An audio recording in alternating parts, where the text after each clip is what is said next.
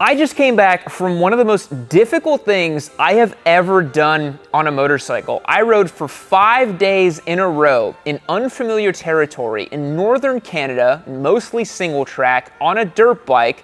I crashed probably 20 times, fell over another 15 more times, and the experience was so kind of soul-crushing, soul-affirming, and so crazy and elucidating that it made me decide to quit off-road riding forever. So yes, I am officially quitting riding off-road motorcycles forever. I'm throwing in the towel.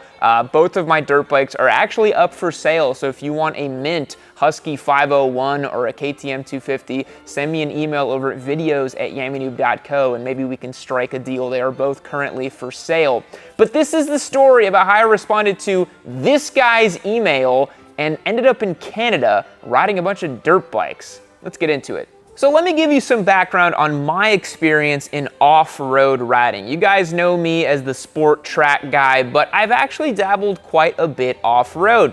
This all started in 2019 when I bought my Ducati Scrambler Desert sled. That was my first foray into anything off pavement, which was kind of a trial by fire. I did a lot of big adventure rides on that bike. I actually took that bike all the way to Mexico and did a bunch of riding down there. I took it to New Mexico and famously got stuck on an ice mountain with it. I had a ton of fun with that motorcycle, but mostly learned trial by fire. In 2020, I bought my KTM 250 SXF. It's my motocross bike. I tried some trails with it, but quickly figured out that a motocross bike is very bad for trail riding. I learned how to do jumps. I learned how to crawl a bunch of rocks and stuff. I did some courses. It was really fun and elucidating. Then in 2021, I famously bought a WR250R that was meant to be a giveaway bike, but I looped it in a parking lot and decided to keep it for myself and had a bunch of fun with that motorcycle. I rode it on a ton of trails, bombed it down a bunch of stuff, really had fun learning and riding on that bike, learning static balance and a bunch of other things with that motorcycle. Then in January 2022, I bought my Husky FE 501S, which has been one of my very favorite motorcycles I've ever owned. I did a bunch of enduro and trail riding on that thing. I took it all the way to California, did a lot of trail riding with it there,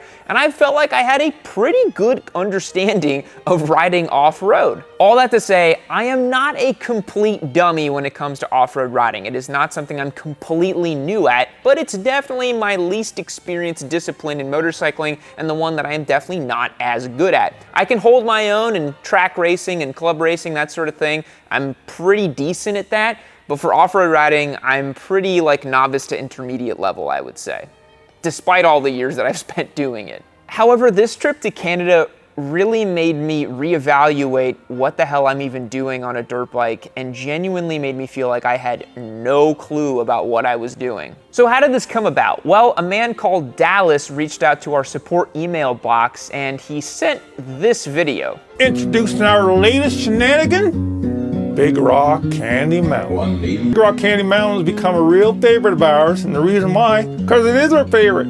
Because it's a fantastic showcase of everything we have to offer. Our trips will be an orgasmic blur of everything you like to do on a dirt bike now. We ride 5 days, 5 days straight. Stunning vistas, changing terrain, super fun climbs, character building effort, and you'll feel like you accomplished something in your life. Doesn't matter what else you've done. Riding 5 days in a row is an accomplishment that you will remember on your deathbed. He said he ran a digital magazine called The Traction E-Rag, and I saw the video and I saw Dallas and I was like, well, this looks a little weird, but I'm not gonna say no to a trip to Canada. So I got on the phone with him to learn a little bit more about him, and he actually is an educated and decent man. He is not the ridiculous toothless hillbilly you see in that video. Very funny that was his first impression to me. He said as long as I made it to Canada, there would be 5 days of dirt bike fun, a bed to sleep in, and food to eat. And I was like, well, that sounds pretty good to me. What could go wrong? Would I get eaten alive? Would I end up in an ice bath saying thanks for the kidney with a little note next to my lifeless body? Only one way to find out. I boarded the flight and I got ready to go to Canada. So the first travel day was pretty hellish. It ended up being a 22-hour itinerary door-to-door from Austin to the northern part of Canada that we were in. My flight got canceled in San Francisco and I ended up having to stay an extra 6 hours in the airport. it was pretty hellish, and so I ended up getting there way later than everybody else, and I got about 4.5 hours of sleep, and I immediately woke up to start riding some dirt bikes. So day one, Dallas stuck me on a CRF 250 RX, which if you guys don't know, is Honda's trail going, kind of like cross-country race bike. They basically just took their motocross bike and put a bigger gas tank on it. It's got a close ratio 5-speed gearbox, a really nasty, snappy throttle, and it stalls everywhere all the time. It's kind of a nasty bike. It reminded me a lot of my KTM 250. We started out the whole affair by doing little field drills, little tight figure eights, and then we did this little shark tank drill where like you just start riding in the middle of a circle and the kind of square gets tighter and tighter until until all the people fall off eventually. That was really good, and I felt really confident. I was sliding the bike around, I was popping little wheelies like Jixerbrat taught me, I was doing pretty good on my balance on the figure eights, and I was like, yeah, this is gonna be an awesome time, I'm killing it, let's go have some fun on the trails. And we started riding on the trails, and I quickly realized that if this was the pace and if this was the kind of terrain we were gonna run into, I was not gonna survive. So it was a mix of single track and twin track, gravel roads, rooty, rocky climbs, crazy hill climbs, all kinds of stuff you would see riding off-road. It was a very good blend of stuff. And it was kind of designed to figure out where we were on the totem pole of off-road riders. Our group included pro racers, guys like me, old guys who just wanted to have some fun on derpy little trail bikes. It was a pretty wide spread of skill sets. But I quickly found out that the 250 RX was not like my Husky 501 at all. It was aggressive, it was twitchy, and it was causing me to stall and causing me to a bunch of awkward situations. And I started crashing. I started falling off the bike. I started actually crashing. I got myself a little bit hurt on day one. I jammed up my finger a little bit. I fell on my leg. And my confidence was slowly starting to dwindle. I started off the day feeling like, yeah, dude, I got this. And by the middle of the day, I was like, I don't know if I have this. This is going to be pretty bad if it continues along this path. And the thing I realized very early on day one as well was that my endurance for riding off-road was not nearly high enough. I'm a cyclist, I do a lot of endurance road racing stuff, but the mental aspect of constantly dodging trees and managing ruts and situations and thinking, I'm getting tired just remembering what it was like being in that mode. And to think that I had 4 more days of that, I didn't know how it was gonna go. One moment in particular, because I live in Texas and we do not have giant mountains like they have out there in northern Canada, I found myself going down this really slippery, tricky, steep descent, and I was covering the front brake, covering the rear brake, had the bike in first gear, trying to go as slow as possible, but the speed just kept picking up and up and up, and I just got all out of sorts, and I just fell off the bike and crashed, and it was not pretty. I got back to the house, and I had this bewildered look in my eye that Dallas immediately saw, and he said, okay, let's get you on a CRF 250F. That's more like, you know, fun, happy-go-lucky little trail bike. Should be a little bit better than the RX. And he was right. Day 2 came around, and after another 4 hours of sleep, I was feeling pretty sleep deprived at this point, I was on the dependable little burro, the CRF 250F. This was a sweet little bike, absolute little sweetheart of a trail bike, but not as competent from a suspension travel perspective, a ground clearance perspective, and a kickstand perspective. The kickstand doesn't even go all the way up towards the fender. It kind of just sits like parallel to the ground like a street bike, so I was hitting the kickstand on rocks and stuff. It was not that pretty. But day 2 is pretty cool. We were up in the high deserts of Canada. I didn't even know they had that kind of stuff out there. It was really, really interesting to ride in that area. And the CRF 250F was the epitome of a lovable little donkey. It was not the fire-breathing motocross bike that the 250 RX was. I would just pin it in second gear and just sit down and just like literally just paddle up all these climbs. I was having a ton of fun. It was all good. We're going over these whoops and stuff. But again, the bike was definitely starting to, you know, depending on how fast you hit some of those whoops and how aggressive you wanted to be with it, it was just bottoming out and doing some funny stuff. But overall, the bike was just, it was just crushing everything I was throwing at it. The terrain was pretty straightforward. It reminded me a lot of some trails I did in California actually with my Husky 501, except for this dried up creek bed that we ran, which actually had some bigger rocks and features we had to kind of navigate. But overall, it was pretty straightforward. I actually did pretty well on day 2. but I was starting to feel the cumulative fatigue settling in. Day 3 rolled around, and as I mentioned, I got another 5 hours of sleep. I was having trouble sleeping on this trip, which is something that happens to me pretty commonly. I'm a very particular sleeper, and you know, if I find myself in a situation where I'm just like in a weird bed or a weird pillow, I just can't really fall asleep that great. So I was now like 4 days in a row of sub 6 hours of sleep, not feeling my best, definitely starting the day off from a low performance perspective. And we were told this was going to be the most intense day we were going to have on the whole trip. We had 3 loops of hardcore single track planned. And Dallas said the night before that we probably wouldn't make it to the 3rd loop. Most people would be done by loop 2. And I thought, that's definitely gonna be me. So we started the first loop after riding in a van for 2 hours, and it was absolutely relentless from the get-go. It was tight, it was snaking, it was tricky, it was complicated. There were trees flying by me everywhere. It was like every other turn was like a 90-degree or a 180-degree turn. You're going uphill, downhill, rocks and roots. And I was freaking out, honestly. I was like, I don't know if I could do this, man. Like, my brain wasn't there. And I was having such a tough time navigating this terrain. So after we finished the first loop, our guide, Andy, was actually looking at his watch, and he said, yeah, that was 3 hours of pretty much continuous riding in like intense single track.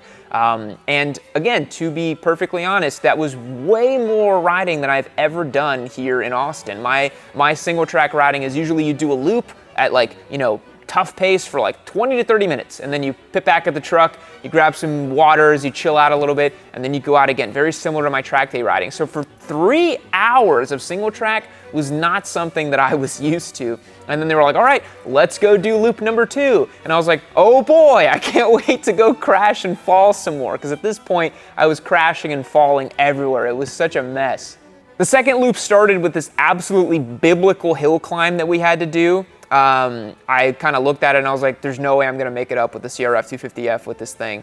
The start was like this weird little rock, or this weird little log you had to jump over and then just fucking mash the gas, go up 2nd gear. I ended up needing some help to get up a bit.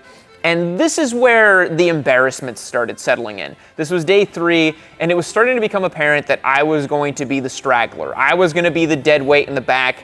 I was very clearly not being able to keep up with the group. And I just started getting so shameful. And the guys were super nice. Everybody there was being super friendly and trying to help me out. And I had Andrew and Tim following me behind, making sure that I'd be okay. That was super. The guys at E-Reg were really, really awesome, and I really appreciate them helping me pick up my bike in all these awkward situations. I was just, you know, embarrassment was definitely settling in. Because I thought to myself, didn't I do this kind of riding on my Husky 501? Didn't I do this more confidently and better on my Husky 501? Wasn't I better than this? Why was I failing so tremendously on terrain that I had seen before? I'd seen stuff like this before. I was on an easier to ride bike, the CRF 250F. Why was I having such a difficult time? And I really think it was that accumulated fatigue of so many days and so many hours in a row of riding. When we started the trip, Dallas told us at this really nice house that they rent, we were all sitting down and eating dinner together. He said, this is going to be an incredible challenge of endurance and skill. He kind of asked the group, how many of you have ridden for 5 days in a row on dirt bikes? And nobody raised their hands, except for the Sherpa, Andy. He had raised his hand, obviously, because he's a pro rider, and he's been doing this for forever, so he kind of raised his hand in a silly way. But nobody had done this. I certainly hadn't done this, and I had not thought about how hard it was going to be to do this. So my mental fatigue was out of control, and needless to say, I did not do the 3rd loop. I did the 1st loop and the 2nd loop as much as I could, and then we all doubled back, and then we were at the van, and then they were like, oh, do you guys want to do the 3rd loop? And a few lunatics were like, yeah, let's go do the 3rd loop. And I was like, I am gassed. I just want to go home. I'm so tired. Yeah. So day 4 began. And at this point, all I knew was dirt bike. I would wake up, dirt bike, go to sleep, wake up, dirt bike, go to sleep. It started becoming like I was a soldier conscripted for duty or something like that. And surprise, surprise, I woke up without sleeping very much. So this was like my 4th or 5th day in a row of bad sleep. And dude, I was really struggling. I'm not gonna lie. I drink coffee, I try to wake myself up, and it was just not working.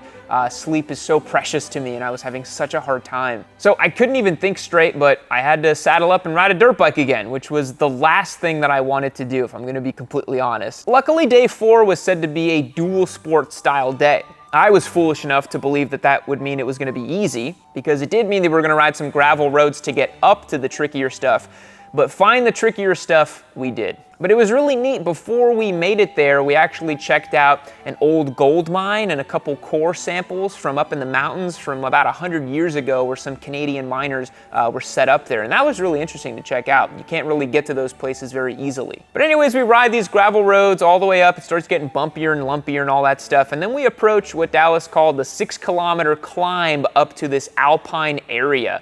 And dude, this was like big loose rocks for 6Ks, steep all the way up.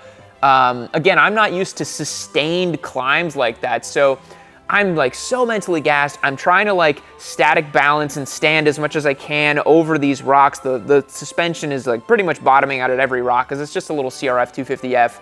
And so I ended up just like doing what I call the OBGYN technique, where I'm like laid back and my legs are out and I'm paddling and I'm just trying to like muscle this bike up. I think I fell once or twice, or I had to stop a few times.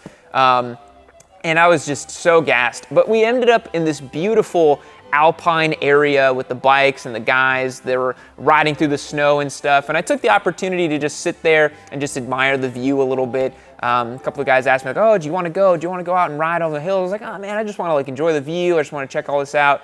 And like I said, I could definitely feel like I was the straggler of the group, and I just felt a little embarrassed, I'm not gonna lie. But I took the opportunity to hang there and chat with Dallas about some of his opinions on this event and what it means to suffer and what it means to go through this transition of manhood or whatever. We got into a lot of heady philosophical topics. So then we had to go back down the way we came. I just very slowly crawled in first gear all the way down. Everybody else was like, oh dude, just leave it in neutral and just freewheel it all the way down. And I was like, I did that for like 20 feet and thought, I'm gonna die if I do this. So I'm gonna go ahead and key this bike on, put it in first gear, and just crawl my way down all these big ass rocks. And that's what I did. And I made it safely down without falling, which was, for me, let's get a little claps in the chats. Felt so good about that. So day 5 rolled around, the very last day of riding, and this was kind of like the final gut punch. This was a very rough day. I had once again not slept well, slept for a few hours, and my brain wouldn't even work, I don't think. It was another 2 hours in the van to get to this new spot we were gonna ride, and I quickly realized that this might be the end for me. We get there and there's a guy maybe in his mid-60s named Garfield who's walking us through what the riding we're gonna do near this mountain. And he said, I quote, "I'm not taking you guys on no namby-pamby trails, so this is gonna be a good ride." And I thought to myself, well, this is where I die. This is the end for me. Made it about maybe 20 or 30 minutes into this ride until I just mentally cracked. I was trying to climb up this little hill, and I didn't negotiate it correctly, and I dropped the bike and I fell off the bike and rolled down the hill a little bit. And it's like a light switch went off in my brain that just said, I cannot continue this activity anymore. I've had 5 days of this and I'm thoroughly done. And guys, I am not a quitter. I really stick to things, maybe to my own detriment too many times. I've cycled over 100 miles, over 6 hours of continuous effort on a bicycle. I do endurance racing on motorcycles. I mean, I've been going with this YouTube channel for over 8 years now. I am not a quitter. And this was one of those moments that I just mentally broke. There was nothing left in me to keep going. All I wanted to do was get the hell off this motorcycle and get the hell off this mountain and just never look at a dirt bike ever again. So I tucked tail and I ran. Honestly, I'm not afraid to admit that. I made it to the 5th day pretty much, and that was it. That was all I could muster. All I could do was 4 full days of riding with another 20 or 30 minutes on the 5th day until I was just completely broken as a man. So I regrouped with Dallas and Jay at the base of the mountain where the vans were, and they were running through safety procedures, which was really cool. They were asking me some questions. They were making sure I was hydrated, making sure I wasn't physically, compromised in any way. But it was really a problem of my soul. It was my mental and my soul. It wasn't my physical body necessarily. And that's when it kind of dawned on me. This trip wasn't even about dirt bikes. It was so much more about the human spirit and the human will to persevere and the ability to suffer. That's really what it was about. It was a challenge to see where and how we would eventually fail and how we would overcome those failures. At the end of day one, I actually came very close to quitting right then and there. I wanted to just go back with the CRF 250F, with the CRF 250 RX and tell Dallas, hey dude, this is really not for me. I think I'm just gonna jet out. But somehow I endured 3 more days after that, and almost 20 or 30 minutes on the 5th day. So at the point that I thought I was gonna break, which was after 1 day, I was able to go 3 times as long as what I thought I should stop at, which is pretty impressive, honestly. We are so much more capable than we give ourselves credit for. We can persevere and endure an insane amount of suffering. Our ancestors jogged along the Serengeti for days, chasing an animal until it died of exhaustion. That's what humans do. We are literally designed to suffer and to persevere against all odds, and that's why we've basically conquered the planet. The only thing that holds us back typically is our own mental abilities. It's the ability to push past that barrier and to keep going until you really break. The point of physical breaking is so far beyond what you can even imagine. However, with all that being said, and bringing it back to the point of the video, there is fun suffering and not so fun suffering. There's suffering that a year later you look back and you're like, wow, I really did that. That was really amazing. I'm really glad I did that. I really grew as a person, as a rider, whatever. And then there's the other type of suffering where you're like, why am I even doing this? I don't know, I imagine eating like 50 hot dogs. You're like, yeah, I'll suffer, but there's not really a point to it. Unfortunately, I felt like for me and for what I enjoy with motorcycling, I kind of fall into the latter category with this. I realized that if this was dirt biking, truly, I didn't really have a real interest in it. I didn't really derive much joy from falling over constantly and having to pick up this bike and having my heart rate spike to 185 BPM as I almost dodge a tree and, almost get my foot ripped off by a stump. I was starting to get so frustrated with the environment. My adrenaline levels were spiking constantly, and I was getting so tired from just being, freaking on all the time, I realized that the mental strain is what was exhausting me so much more than the physical parts of what we were doing. So it's probably why I couldn't sleep well either. I was just constantly stressed and fatigued all the time. Because I thought to myself, do I really need to be the understander of everything with motorcycling? Do I need to be the jack of all trades, the guy who knows about dirt bikes, adventure riding, sport riding, track day riding, racing, touring, all this stuff? Like, yes, it helps me make content and I can cast a wider net, but for my personal well-being and my mental sanity, I think I have to just focus on one thing. It's not good to scatterbrain your energy across several things. And I used to think like, oh, I'm focusing on motorcycling, but in reality, I'm focusing on 6 different categories of motorcycling rather than just the one that I enjoy the most and I'm best at. So I'm done with off-road riding forever. Like I said, both my bikes are up for sale. If you want to buy them off of me, shoot me an email at videos@yammynoob.co. But I do want to thank Dallas and the Traction E-Rag team. It was an amazing event. Whether you end up, having a transformative experience and saying, wow, this was the most amazing dirt bike riding I've ever done, or you end up like me and you say, wow, I never want to do that ever again. It is a transformative, life-changing experience regardless of where you end up on that spectrum. The team is super professional. Everything was amazing. The food was great. We had a great cook, Lily, there, who was every night cooking a home-cooked meal. You know, you always had that ready for you. The group of guys were so nice and so accommodating.